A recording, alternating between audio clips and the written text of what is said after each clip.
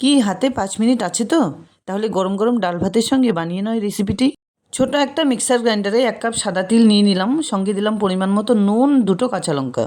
2 table চামচ জল মিশিয়ে প্রথমে গ্রাইন্ড করে নেবার পর আরও একটু জল মিশিয়ে খুব সুন্দর দরদরা একটা পেস্ট বানিয়ে বাটিতে তুলে নিলাম।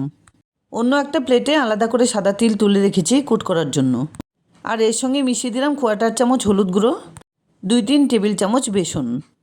খুব ভালোভাবে এটাকে মেখে নেবার পর এরকমভাবে বড়াগুলো বানিয়ে নেব। তার জন্য প্যানে তেল গরম হতে বসিয়ে দিয়েছি। এবার হাতে অল্প অল্প পরিমাণে লেচি তুলে নিয়ে শুকনো তিলের মধ্যে এভাবে কোট করে তেলে ছেড়ে দিচ্ছি। ফ্লেমটাকে মিডিয়ামে রেখে খুব সুন্দর গোল্ডেন ব্রাউন কালার করে বড়াগুলো ভেজে নিতে হবে।